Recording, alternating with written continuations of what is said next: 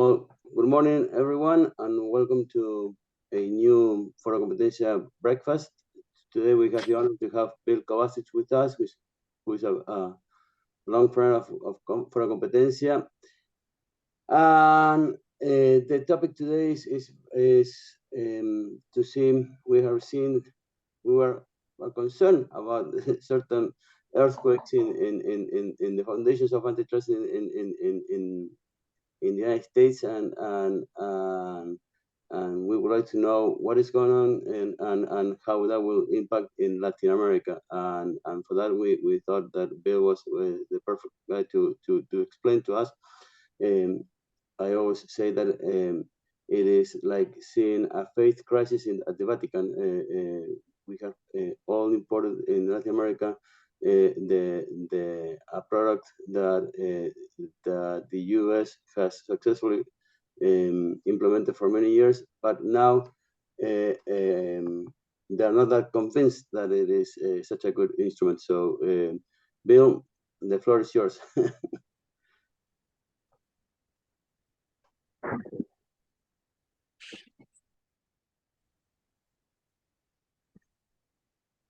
Thank you so much, Julian. Just getting back to come back to the slides. It's a huge honor to participate in the foro, which is done for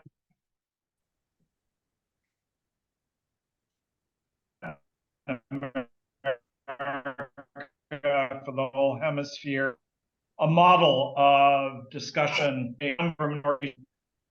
much to me to be here. I want to talk, as Julian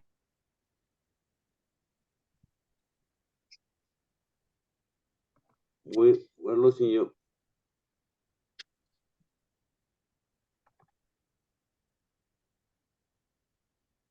Uh-oh.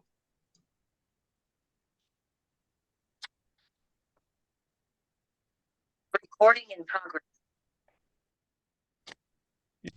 Yeah, I've been getting a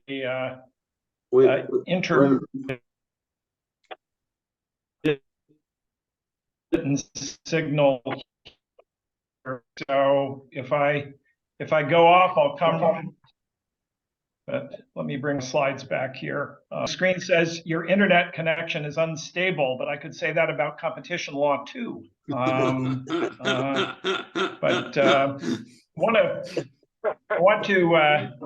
to talk about the fairly remarkable set of developments in the U.S. and what they mean for developments in Latin America as well for policy. And I want to start by simply reviewing for you a bit about the demand for transformation in the U.S. system, which all of you have been following. This is the coffee cup that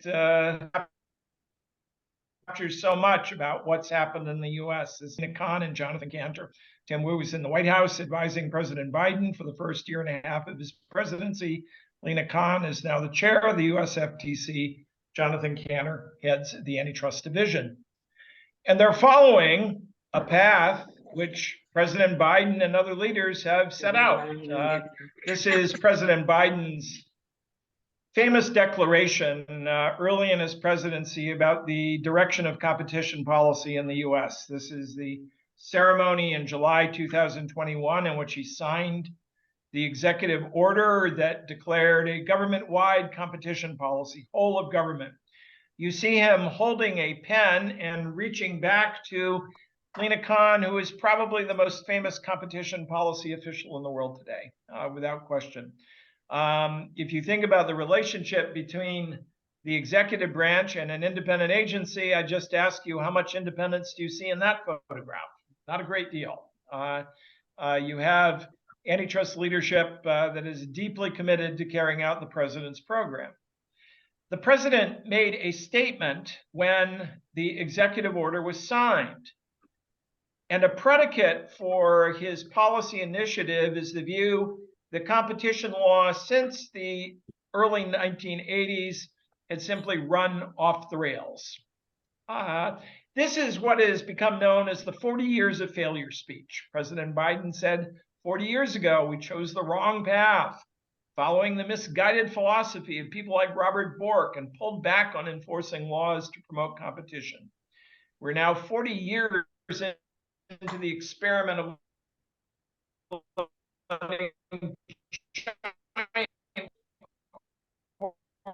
corporations power. I believe the experiment failed. The president is in articulating this theme. A more recent and vivid expression came from Chopra on the FTC board from 2018 to 2021. He's currently the director of the Consumer Financial Protection Bureau. He gave a speech in early May in which he was making the case for a broad effort at transformation. And this was his assessment of the work of the Federal Trade Commission. When Commissioner Chopra arrived at the FTC in 2018, he said the agency, quote, had fallen into deep decay and disarray over 4 decades. While there were short spurts of hope, the agency had largely lost its credibility as a regulator and enforcement. So some of us thought we were working towards good policy, but we didn't realize that we had sunken into deep decay and disarray in this period. Both of these, as you can see, decidedly caustic and unfavorable assessments of policy, with a commitment to make basic change, is to talk about what this means, this point of view means for Latin America. I want to say a bit about what it means for the stature of the United States itself and its perception in world affairs, about the nature and change of the intellectual debate, the change in the framework of goals, the methods of ascending to power that the Neobrandeisians used, which may be a model for others to emulate, and of the 40 years of failure. In particular, I was the general counsel of the FTC from 2001 through 2004. I was on the board from 2006 through the fall of 2018. I chaired the agency for 1 year, from March 2008 to March 2009. Now, it's possible that my chairmanship was one of those spurts of hope that Commissioner Chopra was referring to before, but I suspect I would be included in the period in which the agency descended into deep decay. So I'm not a neutral observer here. I'm not so much going to critique the soundness of the assessment that President Biden and Commissioner Chopra offered. I am simply going to give you my thoughts about what their critique and the change in policy means for competition policy through the hemisphere, and especially in Latin America. So I'm putting aside my normative assessment of what kind of job I did. I suppose it's a good thing that we don't allow students to gradation. But you realize that I am an interested observer here, but I'm not going to talk about the truth of the claim about U.S. performance. I'm going to talk about what making the claim means and adopting policies to carry basic redirection. As you know, the U.S. has some influence beyond its own borders. It certainly has influence in discussions about competition law and policy. Those of us who live in the hemisphere are well aware of the interaction between the United States and other nations throughout, among competition officials in agencies throughout Latin America and the U.S. agencies, the Department of Justice and the Federal Trade Commission. When you listen to the critiques, the 40 years of failure speech, the deep decay and disarray speech, the question that comes to my mind is, why would anyone trust a system that's so prone to sustained dysfunction? And the reason it comes to mind is that I think all of us share an interest in the relationship between building good institutions and getting good policy. I think many of us share that of who's in charge of the agency. It is the quality of the agency that makes a big difference too, as well, of course, as the quality of courts and other supporting institutions. But I think it usually makes us nervous to think that the performance of government simply depends on who's in charge. We like to believe that we're building institutions that have the capacity to make good choices without regard to who's in charge. With Julian Pena, I've developed an analogy to Formula One racing. And one element of the analogy is this. A big debate in Formula One racing is, what makes the most difference? Is it the quality of the car, or is it the driver? The car, if we link it to competition law, is the institution, in particular the competition authority. The driver, of course, is the leadership of the agency, the head of the agency. Now, studies of Formula One racing say both are important. Indeed, a number of studies say that the quality of the car may be the decisive factor. That is, if you have the best car and a good driver, you're going to win. If you have a good driver but a very good or adequate car, you can't beat a driver who's driving a great car. But both are important. But it's not just the driver, it's the quality of the institutions as well. And I think through our careers, either in our time working for public agencies or in our time as academics, in our time as practitioners, I think an overall element of common cause that we share is to build institutions that are rugged, that are professional, that function well,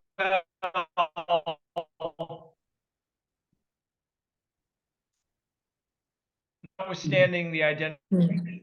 We're interested in getting good drivers, of course we are.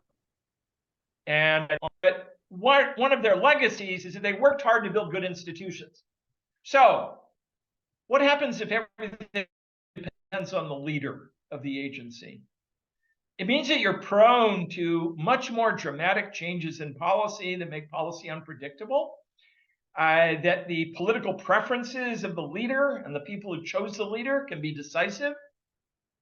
And in all of our systems, regime changes will take place.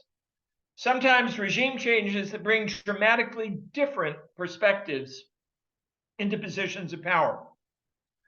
What discourages me about the 40 years of failure narrative, the decay narrative, is the idea that during that period of time, the institutions themselves did nothing to help put the agency on the right path, that it was all a matter of personality, that all of our interest in building good institutions was misdirected, that we only should have focused on who the leaders were going to be. So I ask again, if I told you that there was a system that had basically run in completely the wrong direction for 40 years, but then tell you, but now I'm in charge and it will be better because I'm in charge, would you believe me? And how much would you trust the system that, again, is so prone to sustained dysfunction? I wouldn't trust it that much myself. I think that hurts the ability of the US to participate effectively in debates and discussions throughout the hemisphere and more broadly around the world. So I see in this critique damage to the effectiveness of the US system as a whole, because trust in its quality and in the soundness of the institutional arrangements is diminished. What about the intellectual debate? Well, the Neobrandeisians unmistakably have changed the policy conversation. This may be their biggest impact to date. They put the entire antitrust establishment on the back foot. I think the antitrust establishment, symbolized by groups such as the American Bar Association Antitrust Law Section, I think they're still trying to figure out what hit them, still trying to get the license number of the truck that drove over them. In many ways, the change was unexpected and sudden, and the antitrust establishment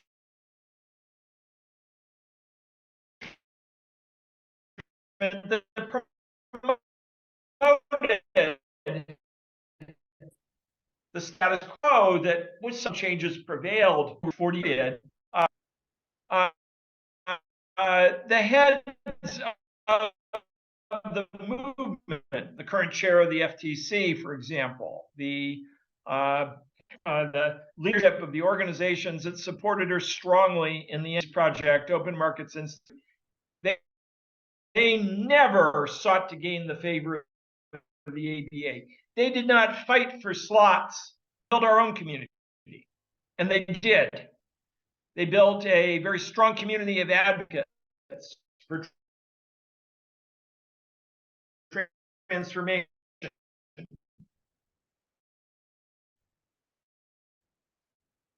They did it by building new communications framework through the use of social media. This is going to have a ripple effect. In many ways, they have intensified fundamental change. That's not simply happening in North America.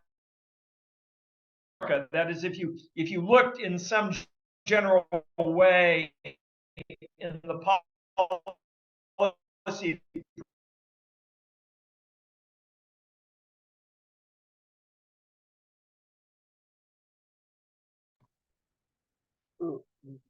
Bill, we're losing you.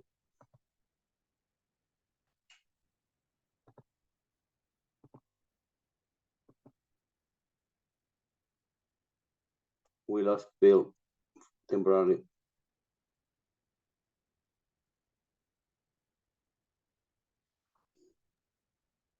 ¿Lo habrán secuestrado los neobrandeisianos? Claro, yo creo que hay algo vinculado. A lasting, what do I mean by lasting? Not forever, eternity is a long time, but probably several decades in which the focal point of new literature will be very strongly sympathetic to the Neobrandeisian cause. And this literature tends to have a long-standing effect. It did in the ascent of the Chicago School, unmistakably. It helped propel the Chicago School to a position of prominence that in the 60s, 70s, and 80s, you had the creation of a new literature that favored caution. The counterpart of that's been built up over a period that started arguably 20 years ago and has picked up speed considerably. And an interesting question is this going to be replicated in Latin America? Will we see in graduate programs in Latin American universities or in the studies and dissertations of Latin American scholars who come to North America, go to the United Kingdom, study elsewhere, are they going to pick up these themes? That's happening in other countries, certainly in the United Kingdom. I've observed that in Europe, in Israel, at a conference that took place earlier this summer. It was basically announcing the replication of a center forum for carrying the debate forward. My intuition is that this will become a key element of the intellectual framework throughout the hemisphere, that there will be a durable impact, which is a major change in the framework of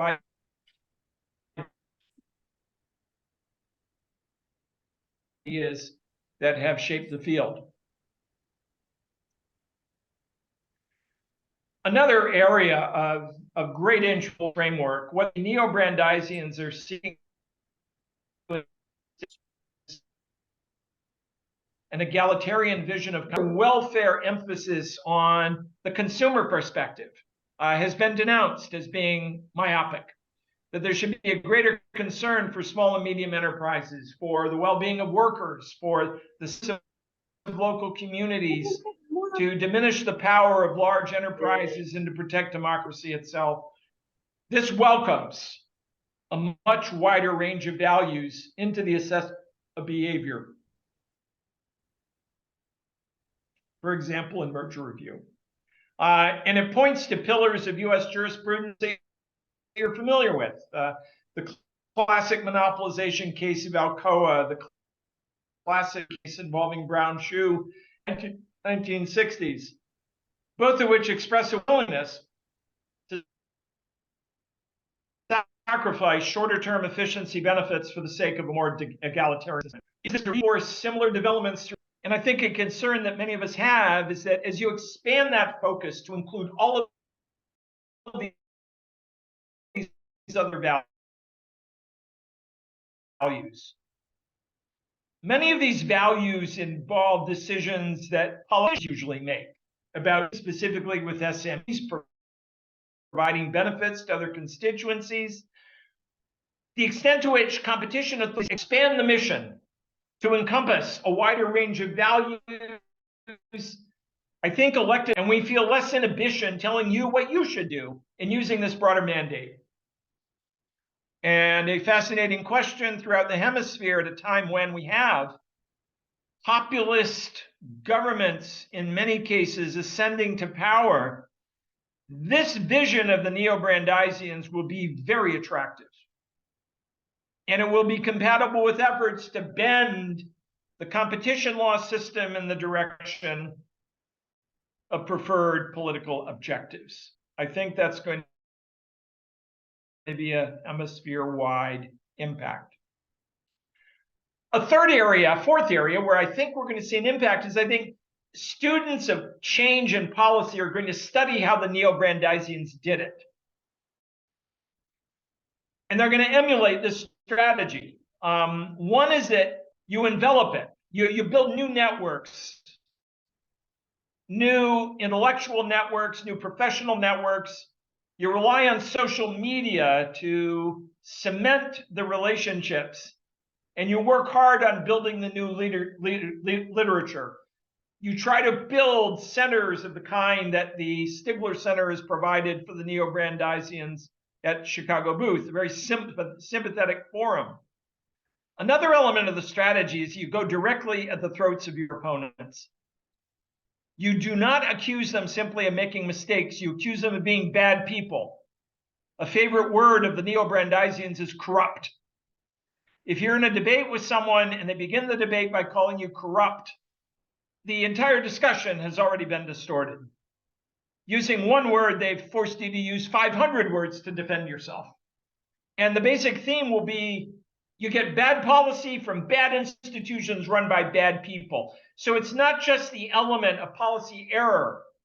There is the element of moral dereliction and corruption. Images of decay.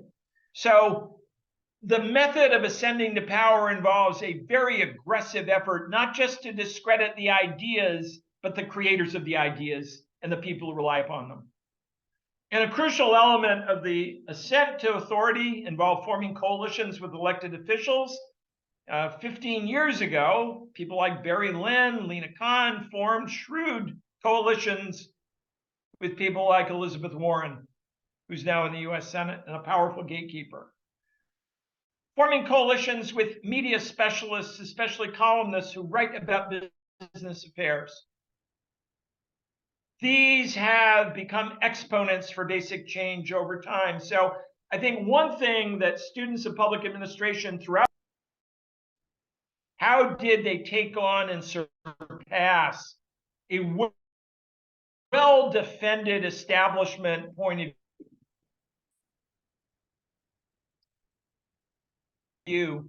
The experience of the need to climb the walls of the castle, you go around the castle and you isolate it.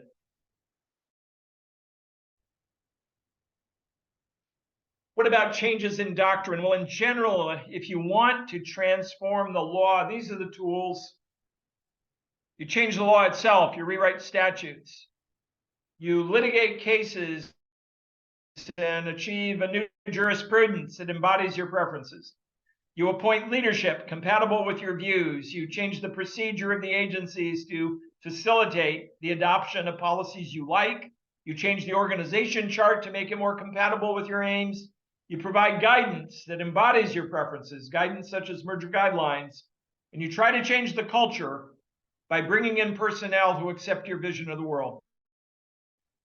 What I have emphasized at the top of the slide are the two mechanisms that best facilitate durable change. If you want the changes to stick, you have to embed that in the statutes or in the jurisprudence. Otherwise, your policy changes tend to be reversible. guidelines, for example, that a new regime doesn't like end up in the rubbish bin right away. But statutes and jurisprudence are harder to change. Well, how's the team doing so far? The Neobrandeisians are finding that there are a number of obstacles to carrying out sweeping change. One is that to effectuate a long-standing change in policy takes time. It takes time to litigate the cases that build in the new doctrine.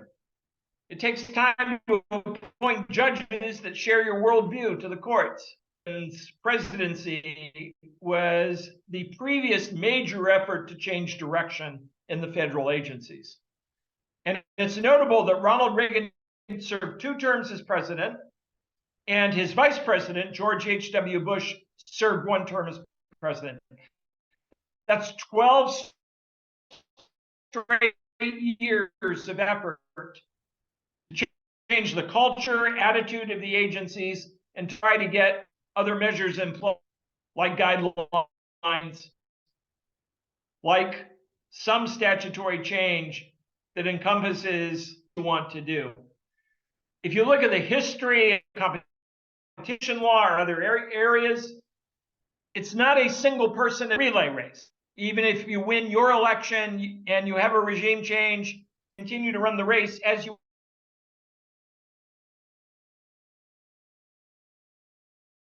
want to.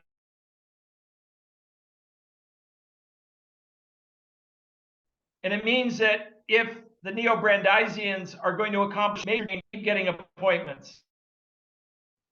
That's important, I think, for policy throughout the hemisphere. The question is what we're watching an unusual 4-year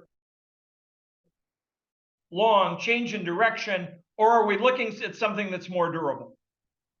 If it's 4 years, it turns out in which you have a reversion to a mean that prevailed earlier with some adjustments. But if you win elections, if President Biden is reelected and keeps appointing like-minded officials in the White House, then you start to see durable change, and the durability of the change unmistakably starts to influence the rest of the hemisphere. The Neobrandeisians also are noticing that if you have a gap between your capabilities and commitments, your commitments will fail. So far, they're having a difficult time winning a critical mass of cases that make them credible. So far, they haven't succeeded in promulgating new rules that would seek to change business behavior. So far, they've not even yet issued the new draft of their merger guidelines, which was expected to take place imminently, was expected to take place 6 months ago. It just takes a lot of time to get things done. And in undertaking new projects, as many of you who've headed agencies know, a crucial question is, do we have the people and the capability to carry out the program? I think in many ways, they're finding, the 2 agencies, that they don't. Office with the catastrophe narrative that says your predecessors were idiots and ineffective. That raises expectations for yourself.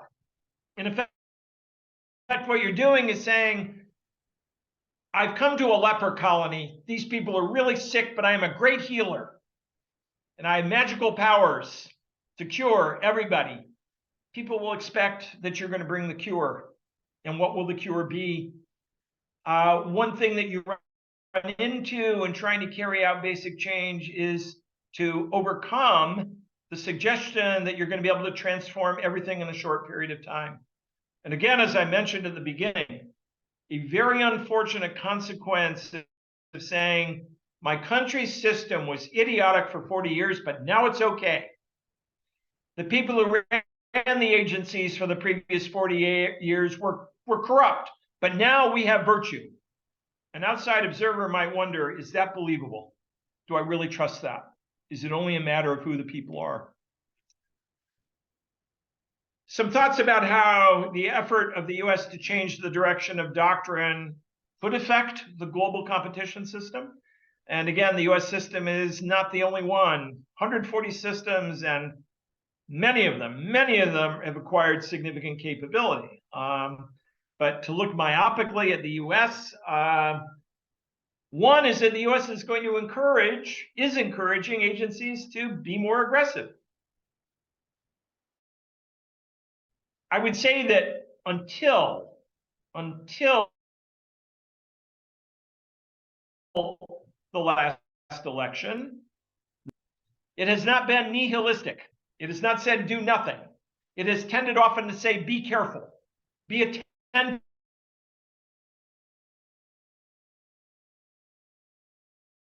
to what you do if you bring matters that in the economy.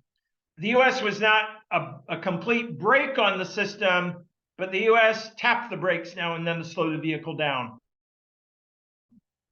And I think that was a message that all of you heard. This is in North America. The new US message is we are never going to criticize you for doing more. Indeed, we encourage you to do more. Be bold. Don't worry about losing cases. Push the application of your authority to its full limits and do it without apology. So the US has ceased being a voice to do whatever you like, but do a lot of it. And you will not hear us scolding you for bringing the wrong kinds of cases. In merger policy, the themes that come from the US agencies that pass policy was catastrophically bad. Too many instances of not intervening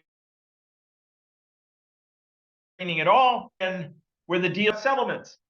Not quite to say they are never appropriate, but to say they are usually inappropriate. The message being, bring cases to block deals. Do not take deals. Block mergers. The new guidelines are probably going to embody this point of view. A skepticism of efficiency argument. A skepticism about assumptions, about the adaptability of markets with new entry, expansion of fringe firms. Now, these guidelines would have been, and they've been issued 6 months ago, before the arrival of Susan Athey, the distinguished economist at the Department of Justice, or Aviv Nevo at the Federal Trade Commission. I suspect that both of them are saying, don't throw out good learning that informed your judgment in the past. And the leadership of the two agencies, I think, is listening to this theme. How much is difficult to tell. But even with some moderation, the new guidelines are going to express great skepticism for the efficacy of mergers, skepticism about efficiency benefits, a commitment to scrutinize transactions at much lower levels of concentration, and a view that when it comes to discussing remedies, the remedy that works best is a prohibition. It's not a control on conduct, and it's not a divestiture. In abuse of dominance, again, a theme you're familiar with already is more active intervention. This is another area of perceived default in the past 40 years.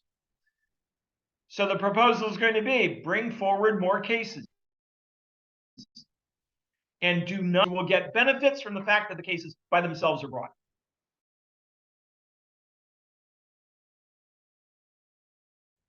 There will be a useful inhibiting effect on dominant firms. Enthusiastically supportive of new legislation to create a United States counterpart of the European Digital Markets Act. That hasn't happened. It didn't happen last year. I doubt it will happen during this Congress.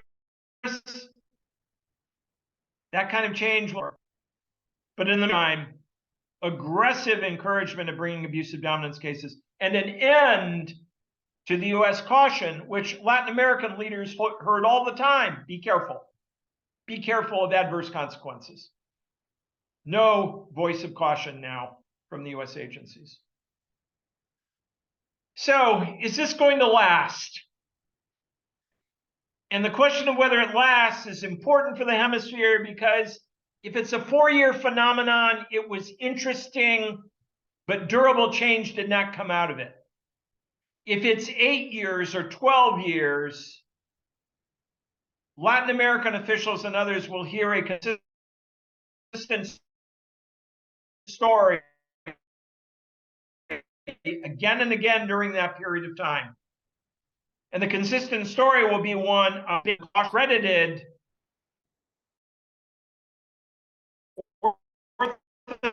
orthodoxy urged upon you. And we will never take into account a broader range of values in doing it. Do not be trapped by a narrow-minded focus on efficiency. So one question is, how was the Neobrandeisian movement shaped policy?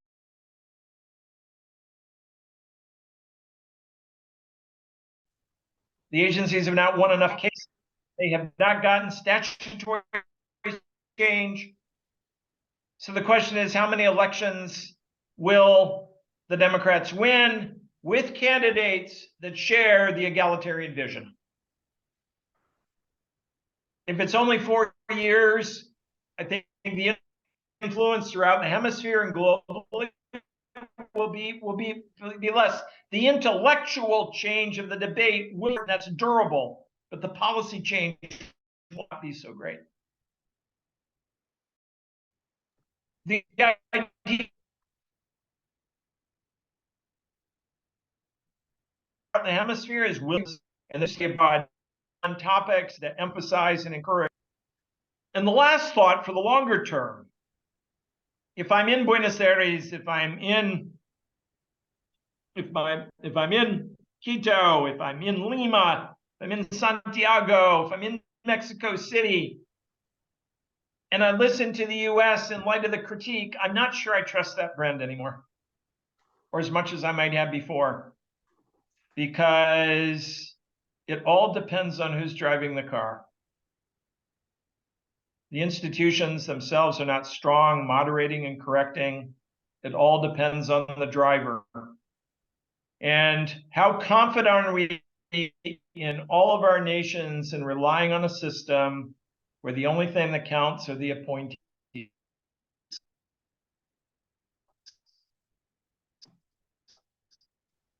That the institutions themselves do not have to search out because of how they're designed for better solutions and to act intelligently. I'm glad to respond to your comments. I apologize for the intermittent access with this magical device called the internet, but I do welcome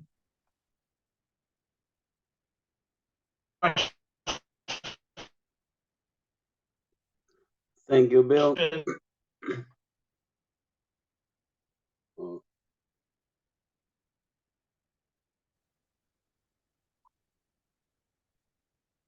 slides here. Thank There you, we go. Bill. And we now open for debate. It was a very complete and thorough analysis of the Neobrandeisian movement's effects, potential effects in Latin America. I know that Mario Zuniga had a question or comment. Mario? Yes, Julian. Bill, nice to hear you again. Julian, Mario, good to see you. I do have I don't know if it's a question or a comment, but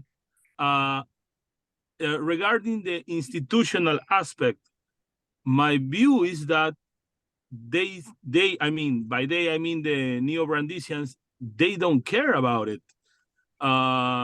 Because if you, and I think you made this point in your article in the ABA Antitrust Review, if you are a root and branch transformationalist, and you think that the enemy, quote unquote, is so bad. I mean, I remember an article from Barry Lin saying that big tech is the worst menace to democracy since World War II. I am not exaggerating. I do have the quote. I'm going to share you a link with the quote. So, of course, if you think that the enemy is like that, you will be you won't hesitate to transform everything and to bring down the institutions themselves and start from zero, from scratch. So I guess they don't care, and I think we do have some data about it, because there are surveys about the morale of the FTC staff, and there have been a lot of people leaving the agency. Good people, I think. Yeah, I think their view, and it's certainly reflected in all of their commentary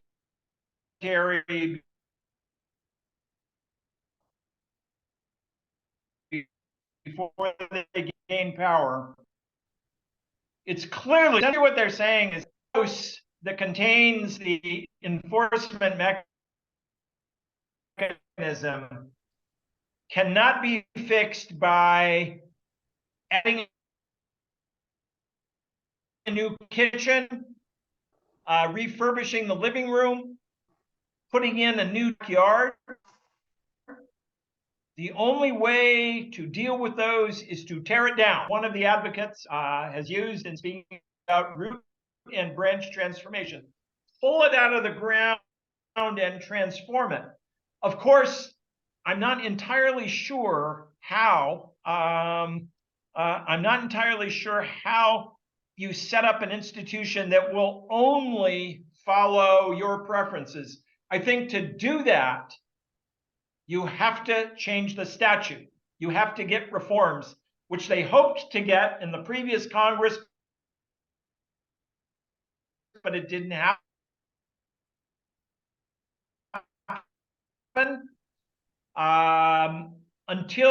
Until you get the statutes, it's hard to have confidence that the institution will do what you want in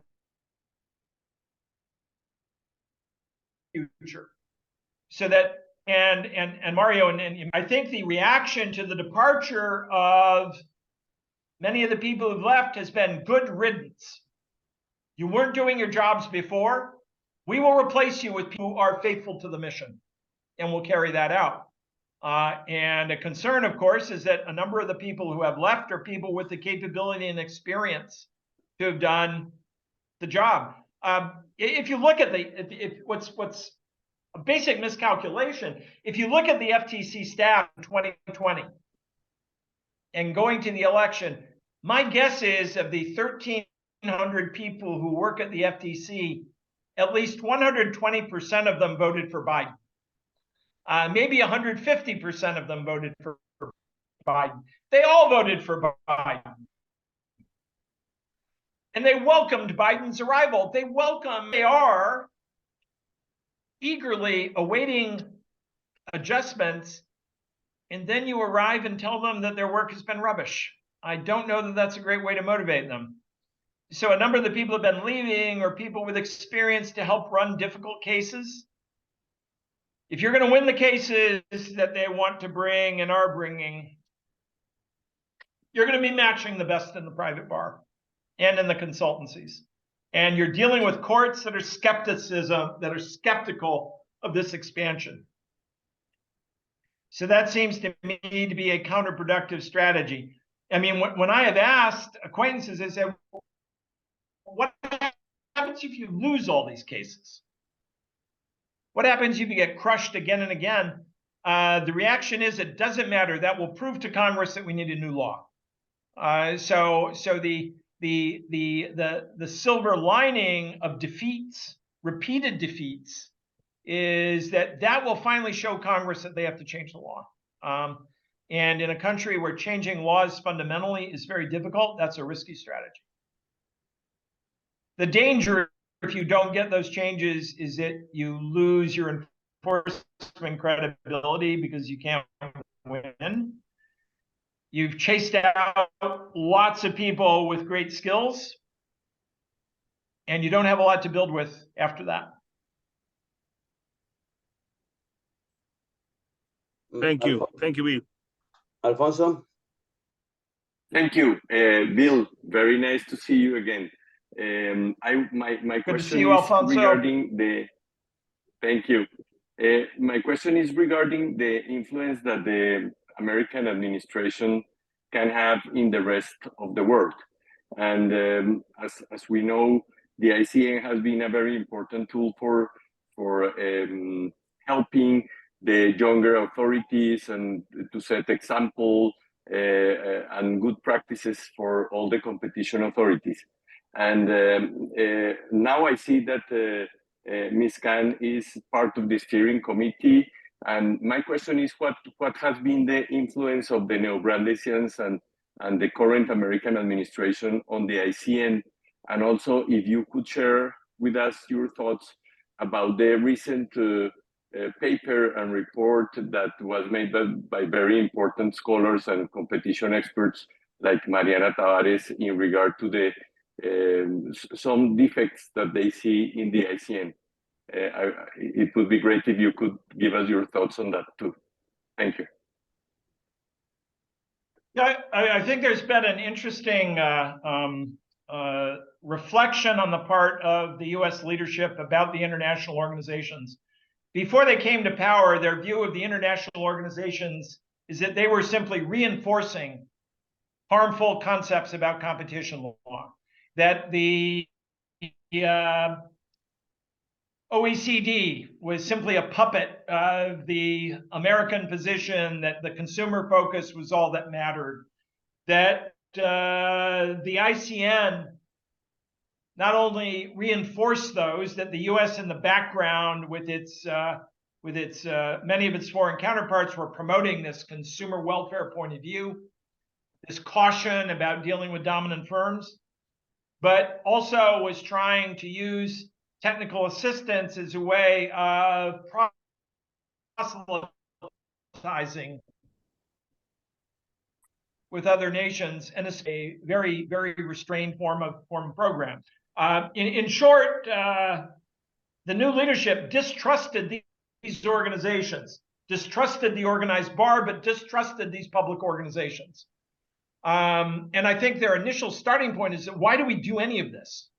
Why are we involved in this? What does it do to promote what we regard as being good practice? I think they've changed their minds a bit on that. You know, maybe in a way they've been captured. They're very concerned. They're very concerned about being beguiled status quo that they don't trust. There's a great fear about waking up someday and thinking, oh my God, what have I done? I've become like they have. I think so. On the internet, my expectation is that what the FTC will do at the ICN, using the position they have, is to encourage the ICN to walk away from positions that the US had encouraged them to take in some instances before. In Berlin, last year, in Berlin, the FTC chair gave a speech about mergers. And the last paragraph of her speech, you can see the text, in a telling way says, I think all of us, all of you in this room have to rethink what we've been doing about mergers. To think about what our best practices are, to think about what the right substantive result is. So I think the willingness of the US agencies to engage in these organizations is very much tied to their view that we will use our position in the organizations to get them to rethink some of the advice, some of the guidance that they've been promulgating before. So they have engaged, they participate. The chair is on the steering committee now as the vice chair. All of that is positive compared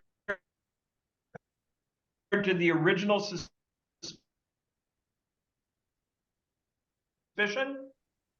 But speech is two things. One, sorry, we led you on the wrong path. Apologies for that. Two, here's the better path that many of you embraced before.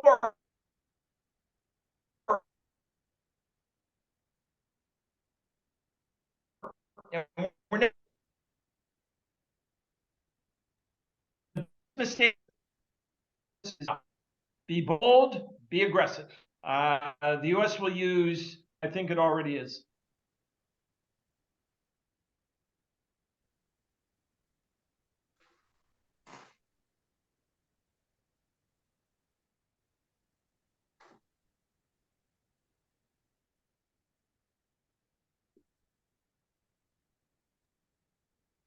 We will wait for Bill to come back. Se cayó, ¿cierto? Sí.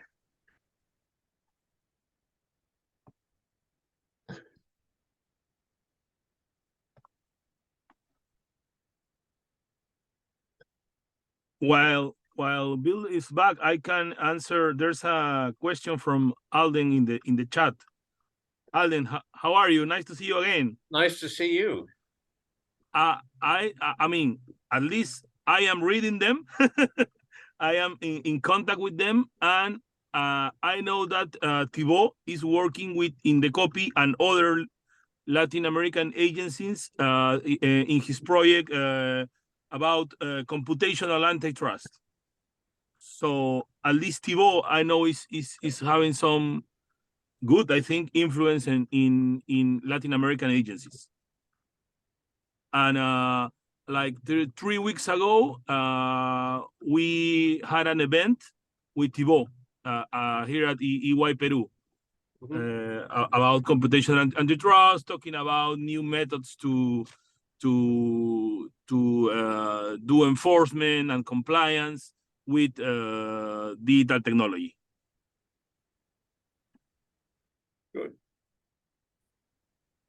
Good. I asked it because I thought that because they come from a civil law tradition, some of these European scholars perhaps may be more influential in influencing thinking about these issues among Latin American scholars than American scholars would be.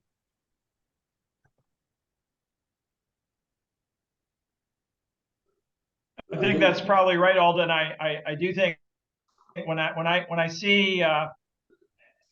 see sort of the flow of dissertations by PhD candidates in Europe, I'm struck at how many of them are developing themes that are part of the Neobrandeisian agenda. And certainly a view in Europe, in many instances, perhaps you've encountered this, I have, is looking at the US and saying it's about time that you woke up and started pursuing a good program.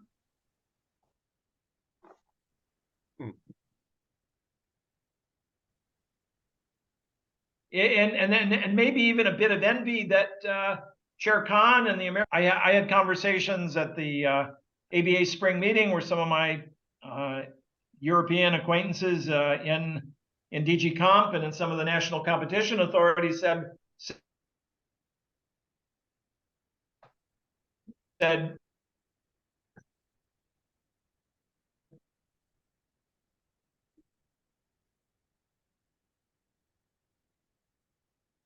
we lost why not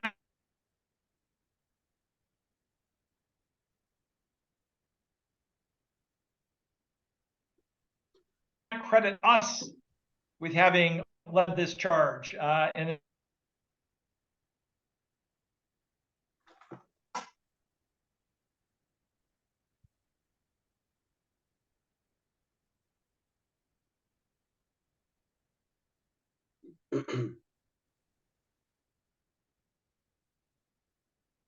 but the in some sense the strategy in Europe has changed, moving ahead with powerful regulatory measures like the DMA, the Digital Services Act, new measures coming along now to deal with artificial intelligence, a legislative process that is far less sticky than the one in the US, with these becoming the new standards.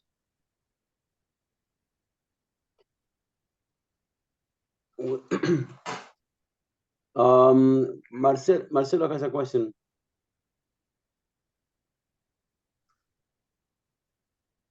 Yeah, I mean, I think it was already discussed, probably. My question was whether the EU or other relevant jurisdictions, like the UK or Germany, for example, competition law and policy is reinforcing the movement you described, Bill, in the US, or somewhat neutralizing it? How do you see it?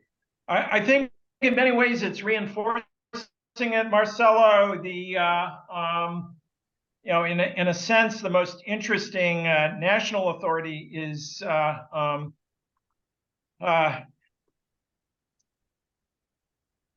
the most part the German the Bundeskartellamt, the German system as a whole.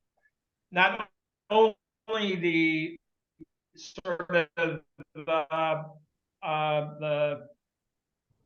the striking abusive dominance case involving Facebook, but the addition of new legislative powers. The German parliament has been strikingly willing to add to the toolkit of the Bundeskartellamt, and including the measures that became effective at the beginning of the year.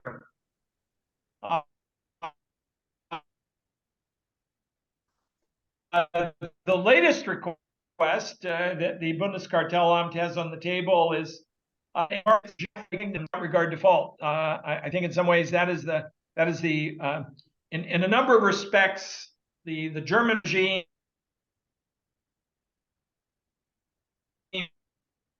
is as bold, if not bolder, than the U.S. regime. This could be a moderating influence.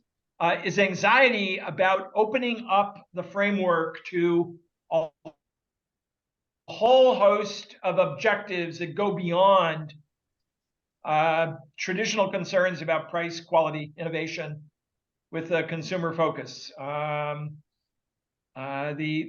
anxiety about what happens in the political domain if you expand the vision dramatically and take on broader objectives. I think there is wariness about where that leads in the system.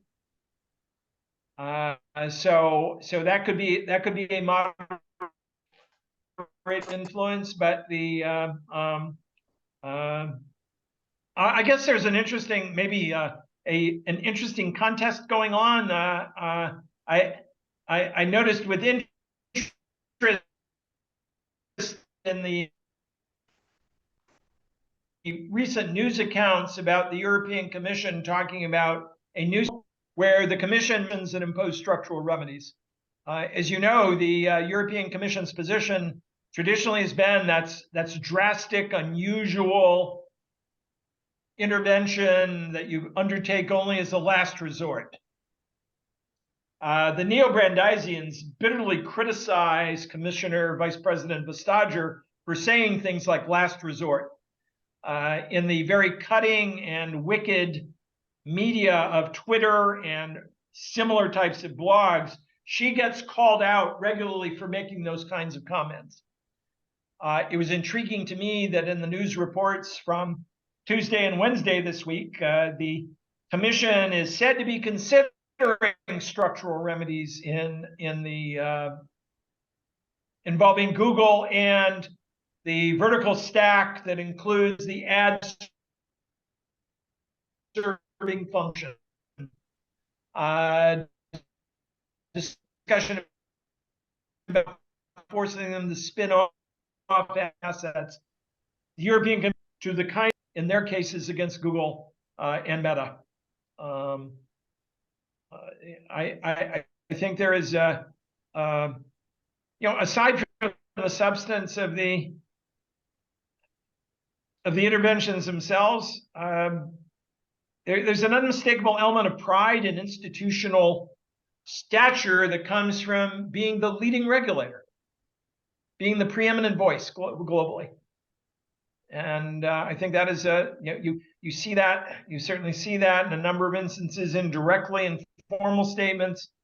I think you see it frequently in spoken conversations. But there are, I guess, the one area of moderation and restraint is the concern that a number of European officials have in broadening the focus of attention to a wide variety of other goals that go beyond the consumer interest. But even that's being tested now with everything involving sustainability and ESG. No. We got some interference. Anyone has any comments or questions? Thank you, Bill. Thank you very much, Bill. And thank you all. Well, then, Bill, we ask you to give your final words to close the event. Yeah, I was just seeing if there's anything, if there were more comments in the chat that I missed before. I'm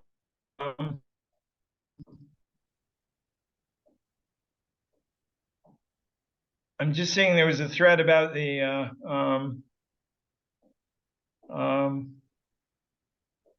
I missed the beginning of the conversation and the thread, but I was just wondering if there's anything else I missed that had been raised in the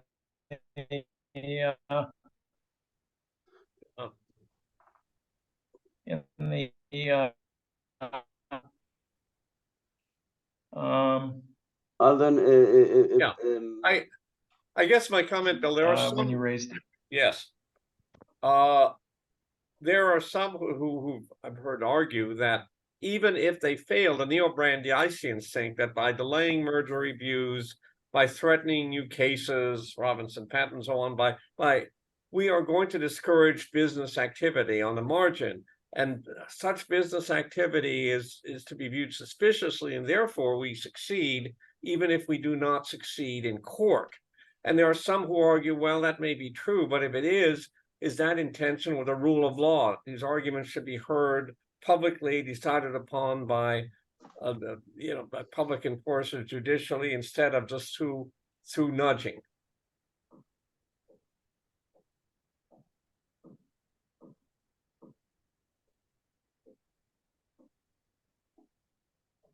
Yeah, I think the the question of durability of those changes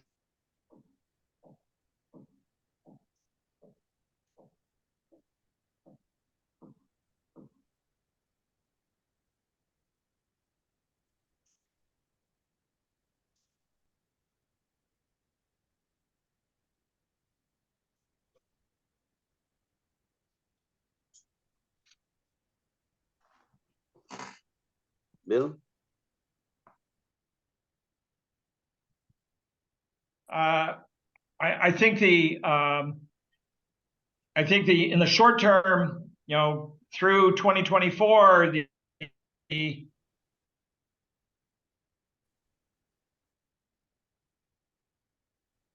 inhibition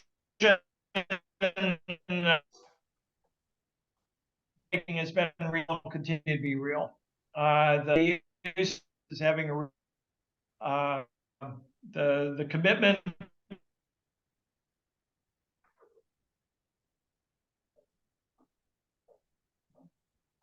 that's not durable if they don't win.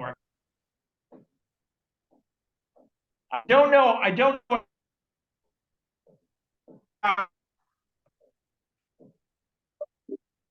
how short of going into court you can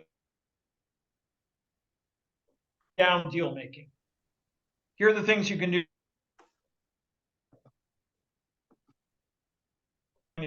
So I do think it's had an effect.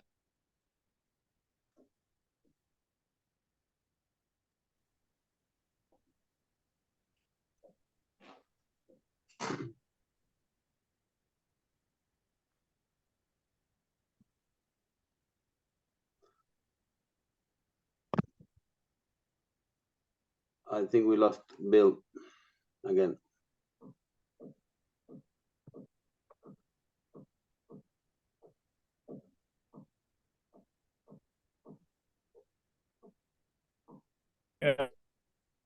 I just returned.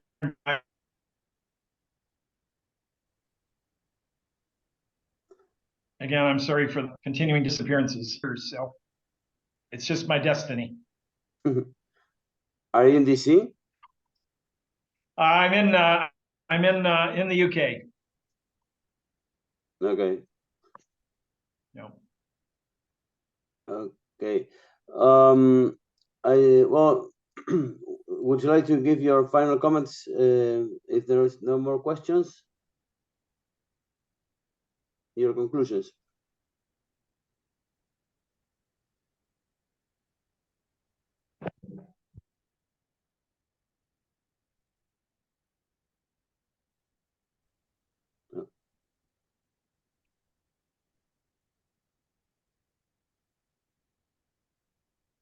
Say no more. Bill?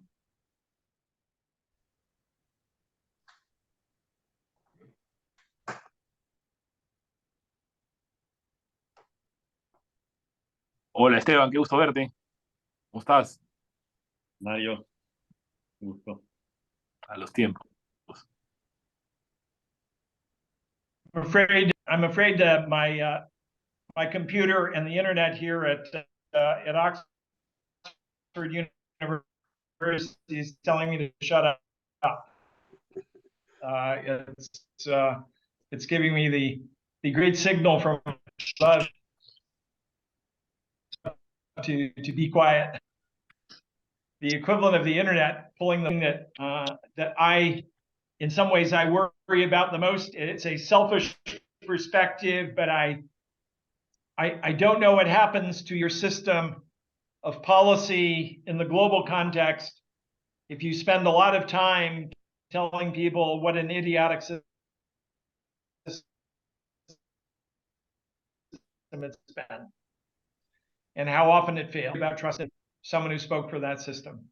To say that all of my predecessors were crazy, but I am sane. You can trust me. The baseline for the system is insanity, but now and then it has lucid moments. That's not a system I would trust. But I confess that I do have a stake in that argument. So I'm not a disinterested observer. Neither should we, Bill. Neither should be. I think we should get more involved, and that what you have described, it's not particular to antitrust law, but what we're seeing is a bigger trend. What we're seeing is we shouldn't be discussing the trees, but the woods. And there's a whole new philosophy that it has been trying to be imposed to us. For instance, with their mantras, for instance, that big is bad, that profit is immoral, that inflation is not a monetary phenomenon, but it's the greed of businessmen, or it be the war or the pandemic. This movement has also been trying to impose on people that the victim is the offender and the offender is the victim. They have been trying to push an agenda saying that equality is preferable to liberties and freedom. And they have been trying to impose on people that institutions are a limit to democracy, not a channel to democracy. So I think that all of us here, I don't know, we're 40 people, a bit less, we should be aware of what's of this new agenda that's been trying to impose, and to stop to play along their agenda.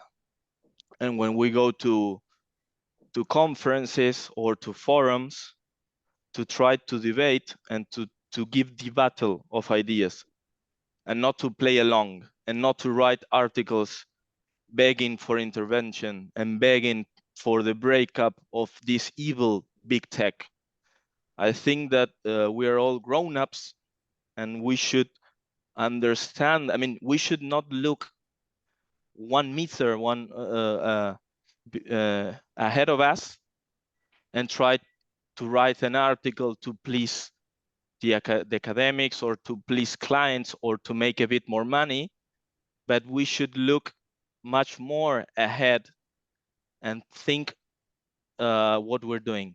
That's my reflection, Bill, and it's great to see you giving this battle and fighting hard for what I think are the good ideas for freedom and for proper institutions. It's very nice to see you in this role, not to have you speak about the small technical details of what is an abuse of dominance or what is Section 2 and monopolizations. I very much enjoy seeing you giving you this lecture today. Thank you.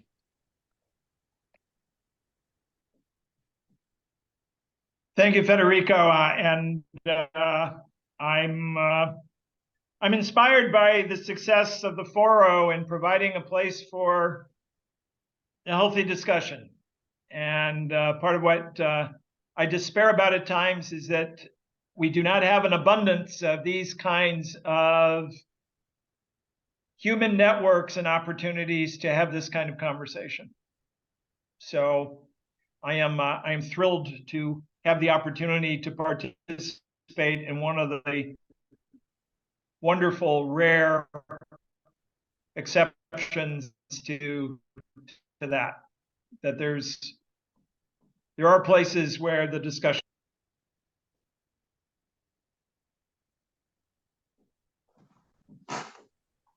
Thank you, Bill. It has been. And I look forward to continuing the discussion in the future with all of you. Thank you very much, Bill. We really appreciate your presence and your presentation today at ForoCompetencia. And of course, we look forward to seeing you again shortly. In the meantime, we will have our next breakfast on July 13, and the guest will be Andreas Munt. So I look forward to seeing you next month again. Thank you very much, Bill. A pleasure, like always. Thank you, Bill.